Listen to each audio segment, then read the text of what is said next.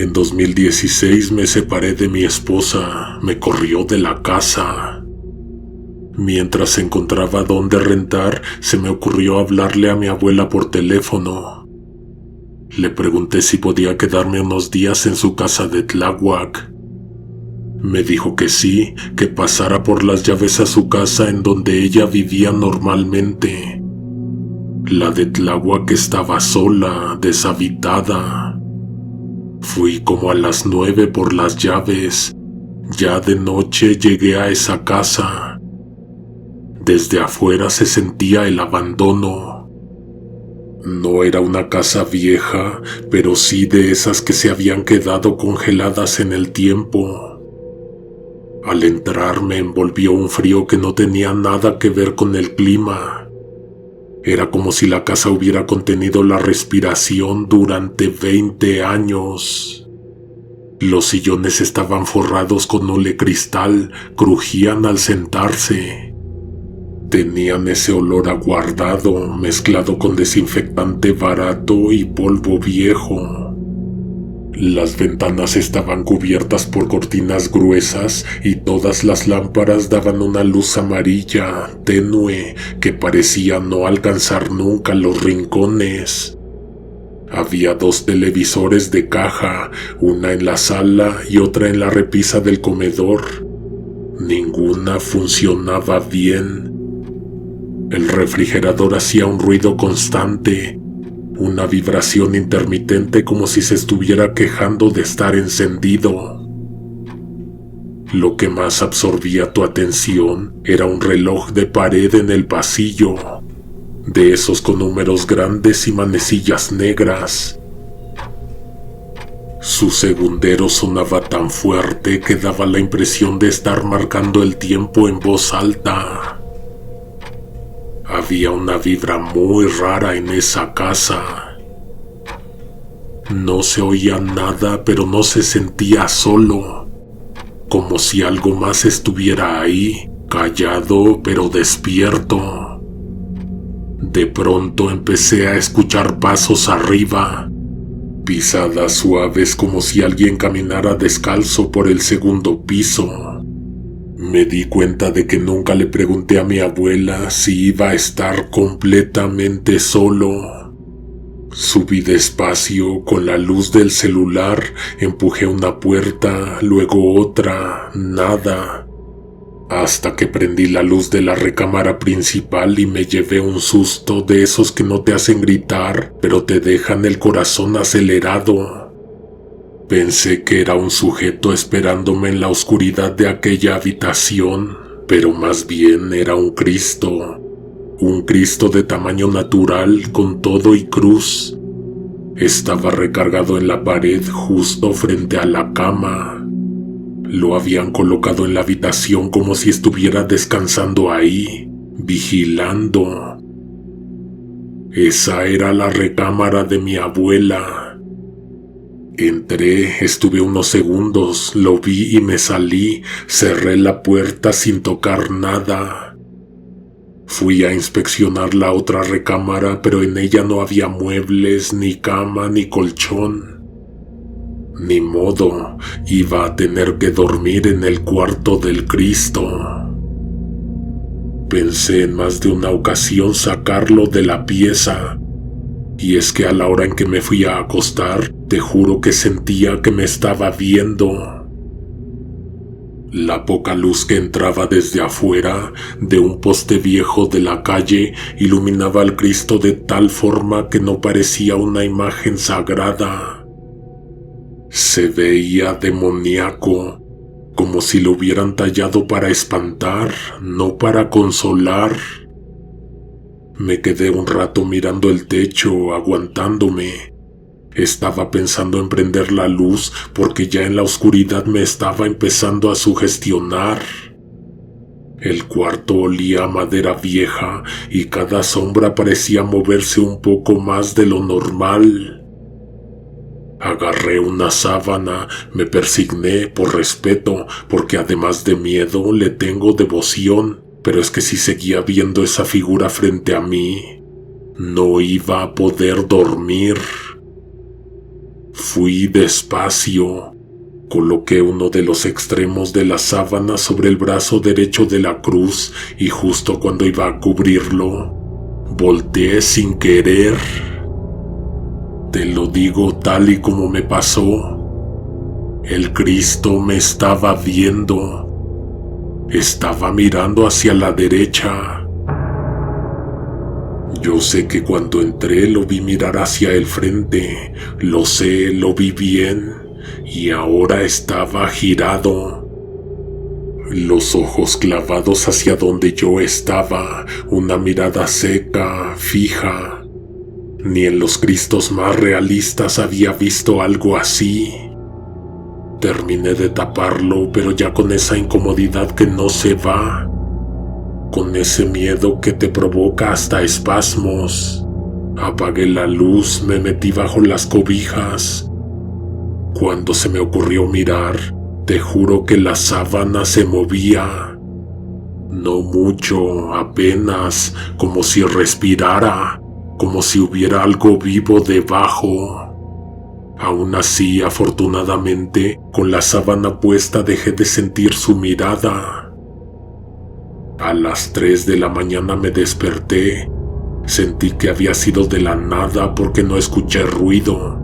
Solamente se me quitó el sueño y abrí los ojos. Sentí que alguien estaba ahí. No vi a nadie, pero tenía la sensación clarísima de que alguien estaba vigilando mi sueño. Miré al Cristo. Ya no tenía la sábana. Me asomé al piso junto a la cama pensando que quizás se había caído, pero no estaba ahí en el suelo. Yo era el que tenía la sábana encima.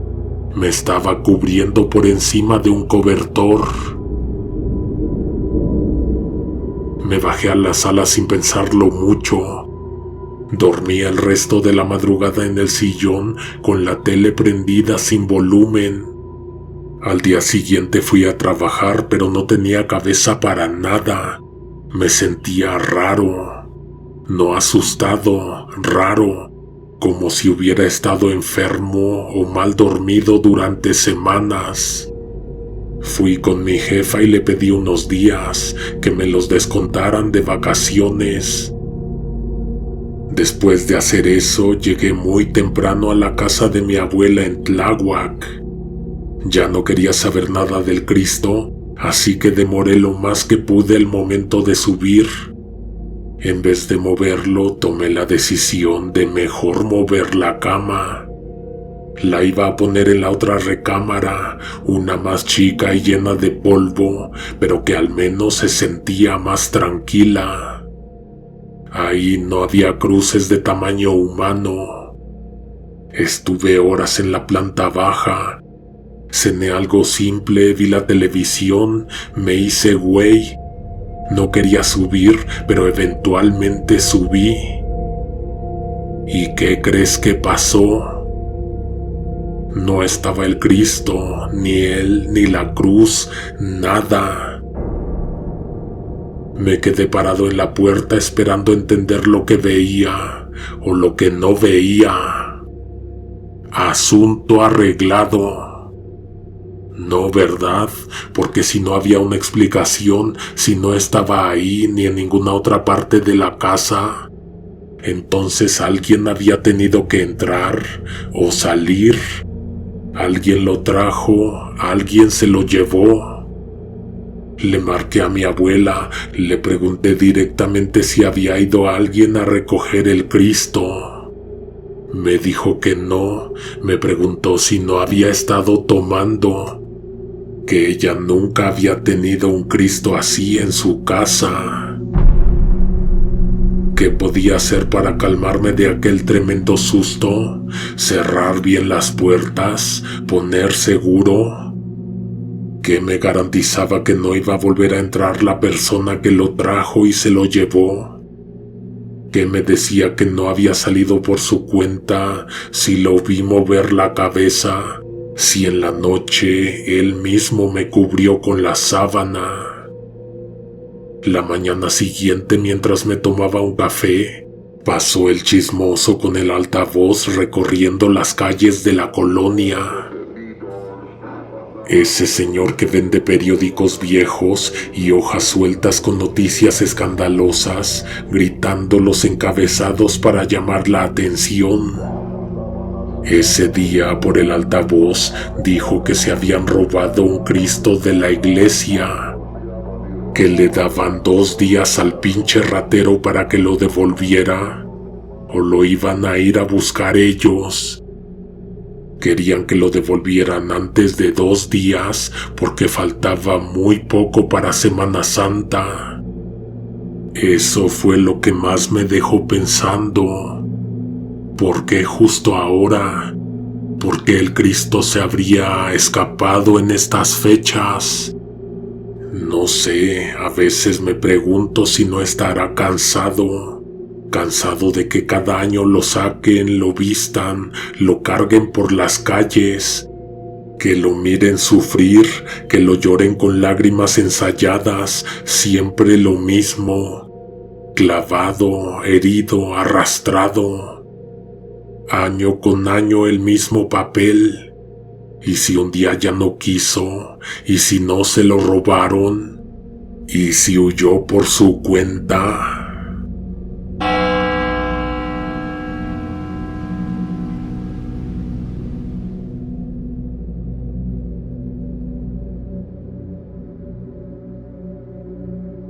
Mi mamá y yo nos salimos de la casa de madrugada sin que nos viera mi papá, porque últimamente se estaba portando más violento.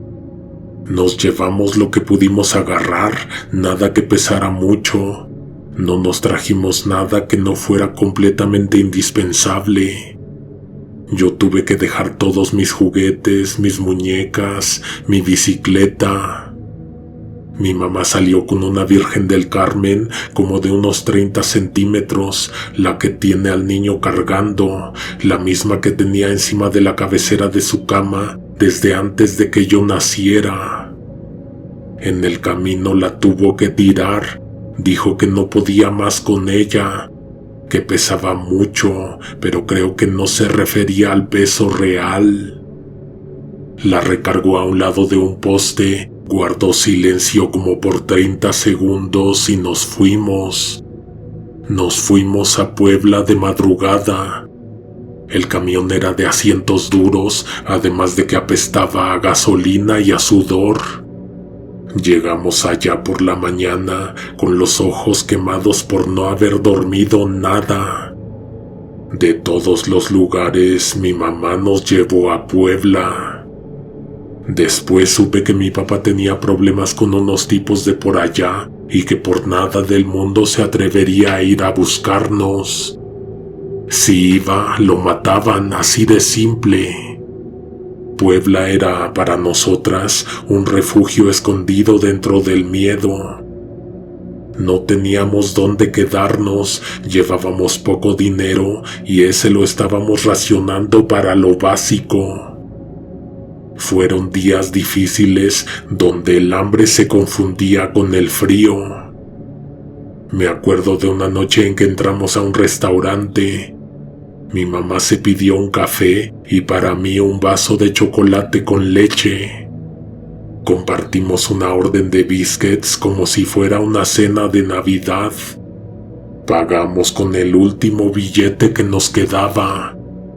Cuando la mesera se llevó los platos, mi mamá me acompañó al baño. Ahí nos escondimos en los gabinetes del fondo. Esperamos a que se fuera el último empleado para regresar al comedor y acostarnos en los gabinetes. Era la primera noche durmiendo sobre algo suave después de varios días en la calle, escondidos como ratas a simple vista.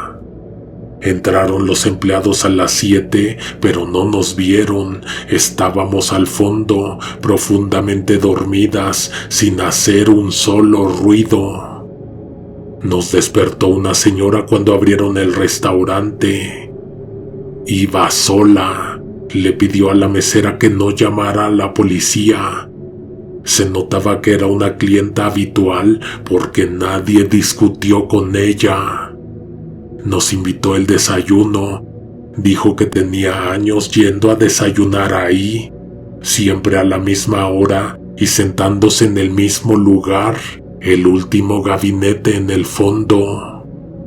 Platicó con mi mamá. Ella le contó todo lo que pasó en casa, por qué nos fuimos, cómo. La señora se quedó callada un rato con los ojos húmedos. Nos miraba sin pena como si nos conociera. Años después entendí que se sintió muy identificada con mi mamá. Como era un tema que tocaba profundo, nos ofreció darnos morada y trabajo para mi mamá, que era enfermera. Ernestina era una persona muy buena, muy amable, amorosa, respetuosa, humana. De esas personas que ya casi no existen. No entiendo ni creo que algún día vaya a entender por qué. No sé cuál sea la razón. No sé si sean las leyes que equilibran el universo o si simplemente le tocó mucha pinche mala suerte, pero esa mujer tenía en su casa el mal. No te hablo en sentido figurado. El mal, así con todas sus letras, tenía al mismo diablo bajo su techo. Estoy hablando de David, un niño de 9 años. Era travieso, sí, pero no de la forma en que todos los niños lo son. Tenía esa mirada que parecía que te estaba probando, como si estuviera viendo cuánto puedes aguantar. Hacía berrinches larguísimos. Rompía cosas con intención, con calma, como si le diera gusto ver cómo reaccionabas. Escupía en los vasos cuando nadie lo veía. Tiraba los platos al suelo cuando no le daban lo que quería. Mordía, arañaba, decía groserías que nadie le había enseñado. Pero eso no era lo que lo hacía diferente. Todos los niños pasan por etapas difíciles. Algunos tienen más energía, otros menos paciencia.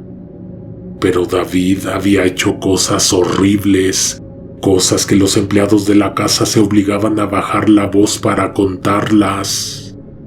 Después hizo unas peores, espantosas. No era un niño travieso, no era un niño difícil.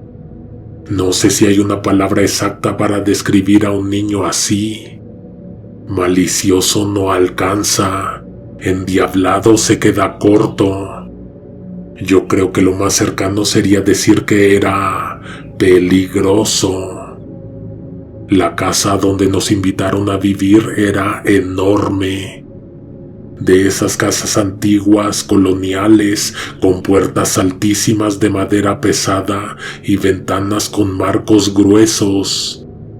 Estaba en una calle tranquila de Puebla, con banquetas estrechas y bugambilias adornando las banquetas.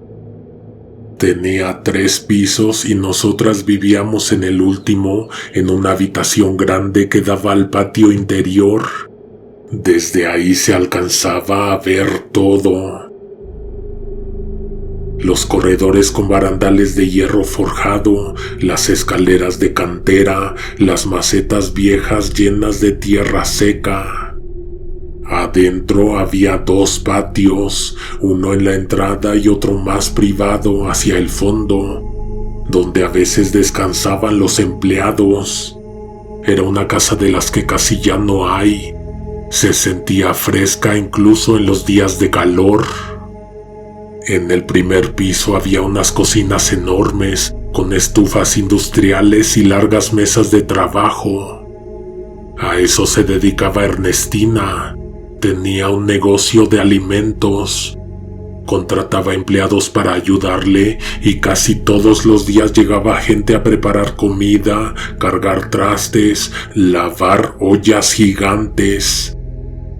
Tenía dinero, lo suficiente para vivir bien. Ropa buena, comida de sobra todo lo necesario, menos paz. Esa casa tenía un rincón oscuro, uno que no tenía nada que ver con la edad de la construcción, ni con el crujido de las escaleras. El mal estaba vivo ahí, no en las paredes ni en los muebles antiguos. Estaba concentrado en David.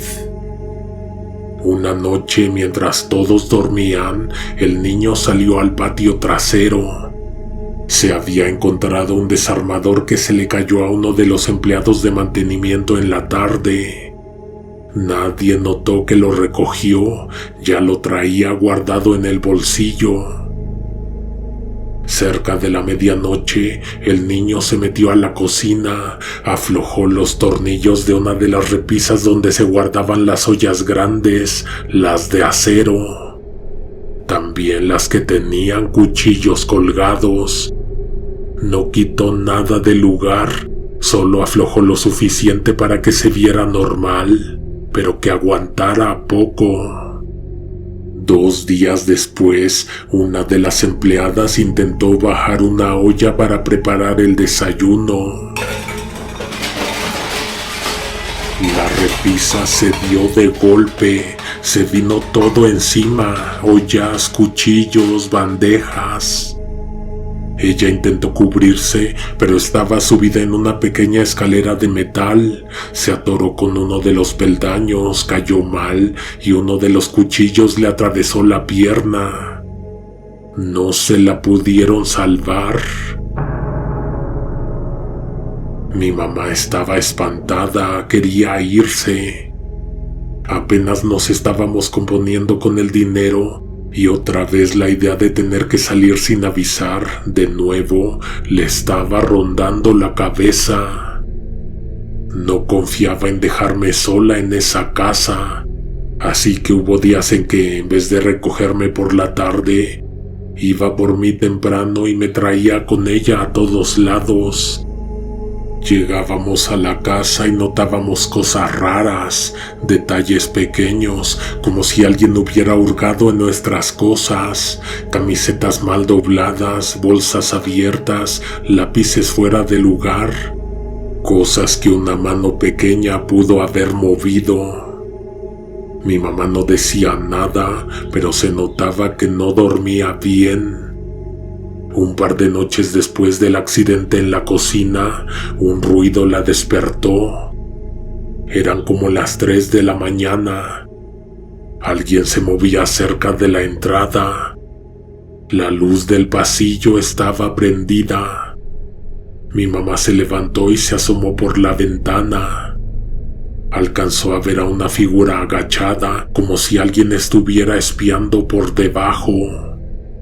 Cuando las miradas se cruzaron, la mujer al otro lado de la puerta le gritó: «Esperanza, esto es para ti, te lo manda tu tía Alejandra, la que te quiere». Mi mamá se quedó pensando, no salió de la recámara, ni siquiera gritó de vuelta, solo retrocedió despacio con las manos temblando. No tenía ninguna tía Alejandra, solo recordaba a una muy lejana, de la que no sabíamos casi nada y con la que no había tenido contacto en años. Esa noche no durmió, daba vueltas y vueltas en la cama, se sentaba, se levantaba, se volvía a acostar, hasta que se atrevió. Apenas amaneció, fue a ver qué le habían dejado a la puerta. Abrió con cuidado. Afuera, justo al centro del descansillo, sobre la loza fría, estaba una figura de la Virgen del Carmen. Más grande, mucho más grande que la que ella tenía. Esta era de tamaño natural. Estaba envuelta en plástico transparente, con flores secas en los pies y una cinta dorada amarrada al cuello. A un lado colgaba una tarjetita escrita a mano, pero sin nombre. Mi mamá no quiso dejarla ahí, llamó a uno de los empleados y le pidió ayuda para meterla. No era fácil moverla, pesaba. No como una escultura hueca o de yeso, esta se sentía sólida, como si estuviera llena de algo. El empleado hizo un comentario medio en broma, diciendo que parecía muerta de verdad. A mí se me hubiera hecho raro, extraño y espantoso, pero la aparición de la Virgen del Carmen ante la puerta tenía a mi mamá embriagada de fe. Lo tomó como una señal, una prueba de que Dios no la había abandonado. Tal vez que la Virgen la había seguido. Pero ¿qué tenía que ver la estatua con la historia que te estoy contando? En ese momento nadie lo sabía, ni mi mamá ni yo, pero hubo alguien que sí reaccionó desde el primer momento. A David le daba miedo esa estatua. No lo decía con palabras, pero bastaba con verle la cara. Se tensaba cada vez que pasaba cerca. Apretaba los labios, evitaba mirarla, se hacía chiquito. No era miedo del que provoca risa, era miedo real. En realidad, a David le daban miedo todas las estatuas. No se acercaba por nada a ninguna imagen religiosa. Aunque déjame decirte que con esta era distinto. La Virgen del Carmen lo paralizaba. Mi mamá lo notó, no dijo nada, pero lo notó y tomó una decisión. Pidió ayuda para llevarse la estatua a nuestro cuarto. Ahí la acomodó en una esquina mirando hacia la entrada, como si estuviera vigilando. Esa fue la solución. El niño nunca volvió a subir al tercer piso. Nunca más se apareció por ahí, ni con pretextos, ni para buscar algo, ni por accidente. Simplemente dejó de subir. No hablaba del tema, pero se notaba que evitaba incluso mirar hacia la escalera. Era como si la estatua hubiera marcado un límite. Aunque yo tampoco me sentía del todo cómoda con ella, dormí mejor desde que estaba ahí. Y nuevamente te repito que mi mamá, con todo ese asunto, estaba en éxtasis de fe. Su Virgen del Carmen siempre salvándola.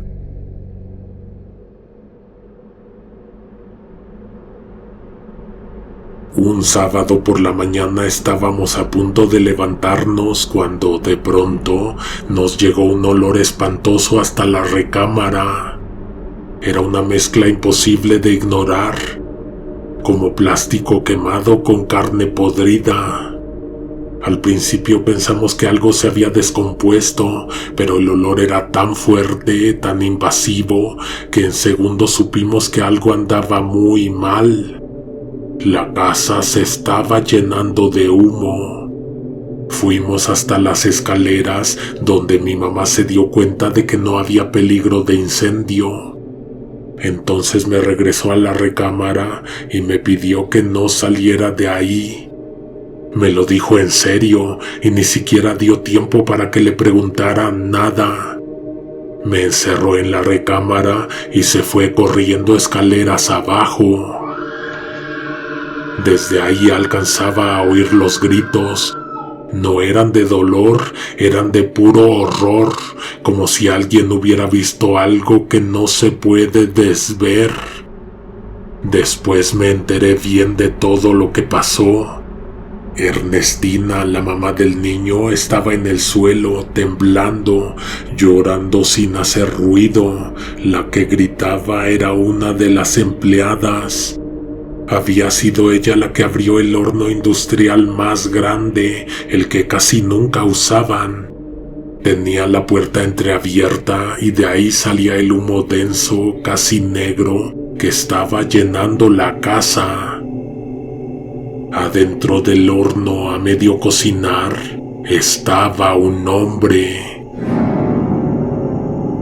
No estaba entero, el calor había reventado partes de su cuerpo, la piel se veía dura, ampollada, con zonas que ya se habían desprendido. El olor era insoportable.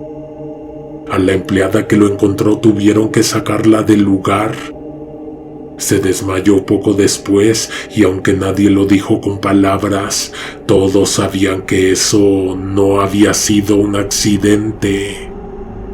David se había levantado temprano ese día, más temprano que todos. Mi mamá dice que lo vio dando vueltas por la cocina desde antes de que saliera el sol. Caminaba en círculos como si estuviera buscando algo. La cocina todavía no estaba en uso, pero varias empleadas ya estaban limpiando, trapeando el piso, organizando los utensilios. Le pidieron varias veces que se fuera a jugar a otro lado, pero siempre con cuidado, con una voz medida, casi dulce. Nadie quería tratarlo mal, nadie quería ser la próxima víctima de sus juegos.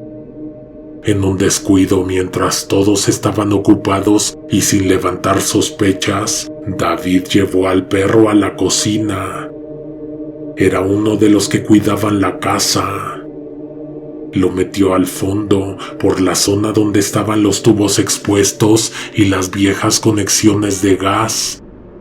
Lo amarró ahí con un cable, lo hizo rápido sin que nadie se diera cuenta. Después salió caminando con calma y fue a buscar a alguien, a un adulto que no estuviera muy alerta.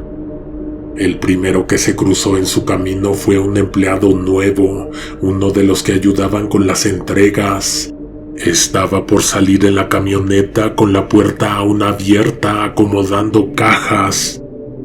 David le dijo que necesitaba ayuda, que su perro se había metido a una zona estrecha y que no podía sacarlo solo. El hombre lo siguió sin sospechar nada. Era temprano y aún no se había enterado de cómo eran las cosas con ese niño.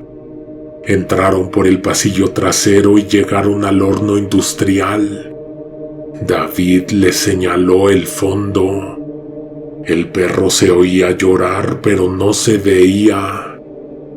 Además de asomar la cabeza, el empleado tuvo que meter primero los brazos, después el torso, se agachó, se apoyó con una rodilla, luego se arrastró un poco más, sin saber que ya estaba dentro del horno.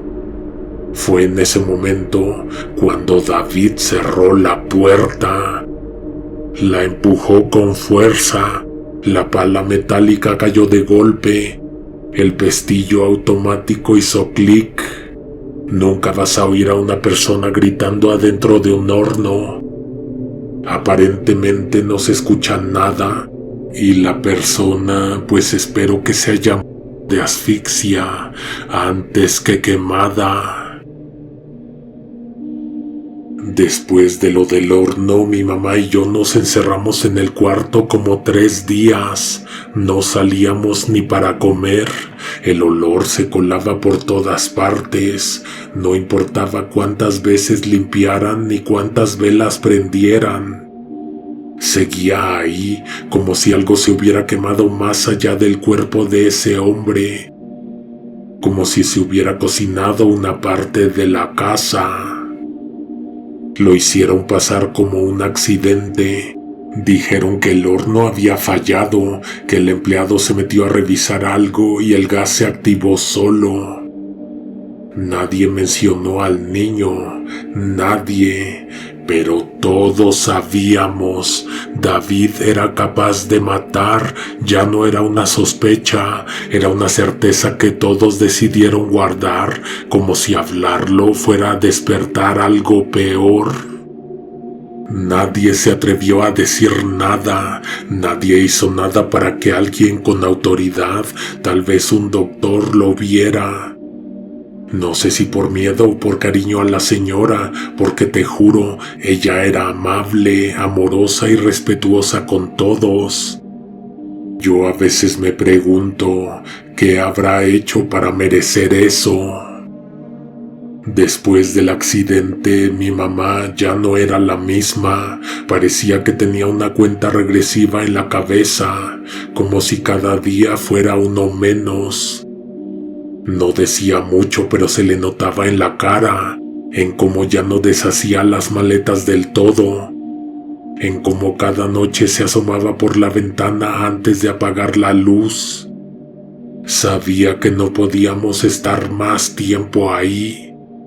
En cuanto pudo, porque ya tenía algo ahorrado y en el trabajo le había ido mejor, fue a hablar con Ernestina. Le agradeció todo, le dijo que ya estaba recuperada, que se sentía fuerte y que había llegado el momento de buscar un lugar propio para ella y su hija.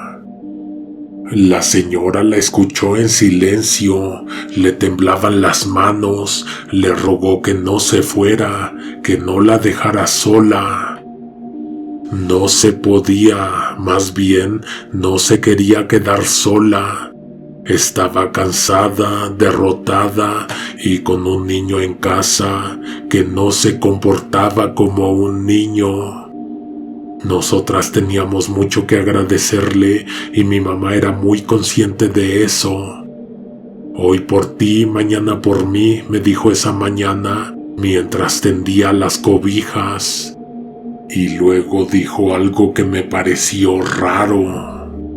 Vamos a tener que comprar más estatuas. Pensé que lo había dicho de broma, pero no, lo dijo de verdad. Ese mismo día se fue para el centro a ver figuras y preguntar precios. Pasó toda la tarde recorriendo tiendas, preguntando por santos, tamaños, precios al mayoreo. Cuando regresó a casa, se llevó una sorpresa que no se digiere fácil. David estaba al final de las escaleras, en el piso de piedra del patio. Cayó mal, muy mal. Su cuerpo estaba torcido de una forma que no parecía posible. El cuello le colgaba en un ángulo errático, como si se hubiera rendido. Una pierna apuntaba hacia donde no debía y los brazos estaban abiertos, tensos, como si hubiera intentado detener la caída y el cuerpo no le respondió. Parecía una marioneta rota, tirada con fuerza contra el suelo. Nadie se atrevió a tocarlo, nadie gritó, nadie bajó corriendo a ayudar. Solo lo miraron desde arriba, en silencio. Dijeron que se cayó, todos dijeron eso, que se resbaló, que se tropezó, pero yo fui la única que vio. Yo vi que lo aventaron, pero obviamente no lo dije. ¿Cómo se iba a ver que yo dijera que vi salir de nuestra recámara a la Virgen del Carmen? La vi clarito, caminando, se veía terrorífica. Se movía con una cadencia insólita, como una estatua tiesa que, sin embargo, podía avanzar, paso a paso, sin ruido. El niño tenía explosivos en los bolsillos. De dónde los sacó, nadie sabe, pero lo más seguro es que planeaba dinamitar algo o a alguien. La estatua le salió repentinamente, se le paró de frente sin avisar. El niño chilló de miedo, como si hubiera visto al diablo en vez de a la Virgen. La figura lo fue orillando hacia el borde, de espaldas, como si lo empujara con el puro peso de su presencia, y ya en el último escalón, con la mano que tenía libre, lo empujó hacia el vacío.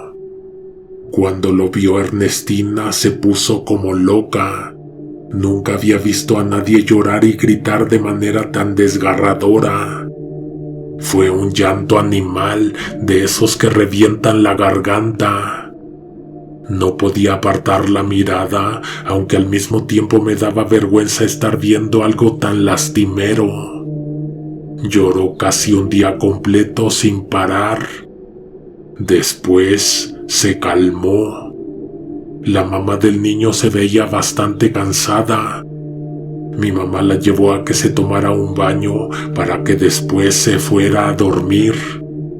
Se echó una siesta larguísima. Cuando despertó parecía más tranquila, como si por fin, después de muchos años, hubiera descansado, como si se hubiera quitado algo de encima. Se levantó a la hora que quiso y tenía la cara en paz. Viví en esa casa hasta los 19 años. Cuando me fui, mi mamá se quedó con Ernestina. Se acompañaban muy bien, eran como hermanas. Me acuerdo que cuando llegamos, esa casa no tenía ni una sola imagen, ninguna estatua. Todo eran paredes limpias, un poco tristes. Cuando me fui, había varias, santos, vírgenes y cristos. Pero la que más me llamaba la atención era la Virgen del Carmen. Estaba al centro del patio sobre un altar techado que le mandó hacer la señora de la casa. Era la misma estatua que aventó al niño. Desde hace tantos años a esa Virgen del Carmen nunca le faltan flores.